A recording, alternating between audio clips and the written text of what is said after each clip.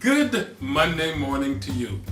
Welcome to Viewattitudes in the Morning. I am Victor Irving Jenkins, and you are tuned into livetv.creativespotlight.com.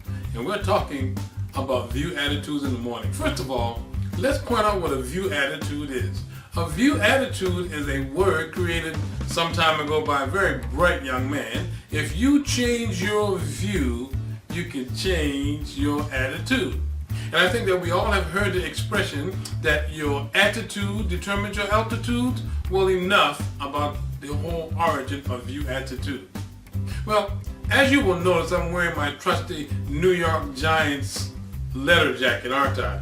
And if those of you who saw the game yesterday, you know that the New York Giants didn't win. Well, guess what? I don't mind. It's a pretty jacket, isn't it? Well, what we're going to talk about this morning, the view attitude we're going to talk about this morning, has something to do with influence. Let's start with a story.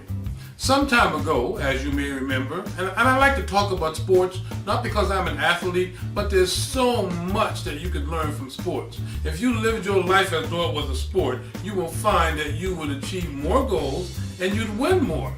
Of course, the person that you would win against would not be another person, it would be inside of you, because the true battle that we deal with goes on inside our mind. Some time ago, the Chicago Bears were playing against the Green Bay Packers. And playing against the Green Bay Packers was an accomplishment. You had the AFC against the NFC. Well, we all have our takes about who we think is going to do what and who's going to win the game and whatnot. Well, the President of the United States decided that he would root for Chicago. Yay, Chicago. Of course, because he is from Chicago. The people in Green Bay thought to themselves, so he's going to root for those guys? Well, let us show him. And you know the answer. Green Bay wiped the floor with Chicago. So here's my point. The President of the United States has influence. You have influence. I have influence. Those of us who are smart, we pay attention to that influence and we guard it.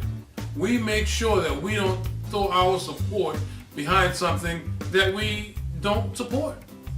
The idea is to understand that you have influence and understand that you are influenced.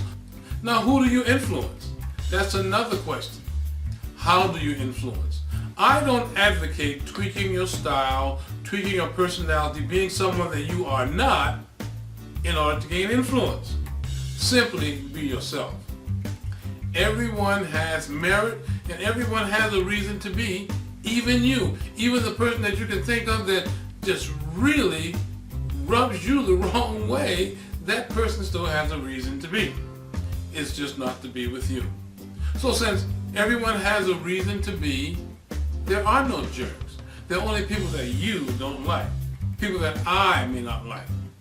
Because the people that you don't like, somebody else really, really loves them. Even in politics, you notice the presidents of the United States always getting criticized by their detractors. That's just how it goes. Your detractors always criticize you, and you should expect nothing different. Let's talk about social media, since we are on social media. In social media, you wield some influence, and you can tell the kind of influence that you wield because those are the people that respond to your postings. Those are the people that like what you post. Those are the people that you see day in and day out. Like, for instance, Lorna Blake resonates with me. I resonate with Lorna Blake. If you're ever on my page, you are likely to see posts by Lorna Blake. You're likely to see a lot of them. So, whoever you are, however you are, be that person. Keep in mind, however you are, there are going to be people who are going to think that you're a jerk. There's going to be people that don't resonate with you, and that's absolutely fine. The world's a big place. It's big enough for everybody. It's big enough for you and it's big enough for me. So my view attitude simply is be who I am. Say what I want. And believe me, the people that resonate with you will show up. And everyone's not going to resonate with you. You're just going to have to live with that. People say it all the time that if you want to surely fail, then try to please everyone. Now, I'm not saying that you don't need social graces, because you do.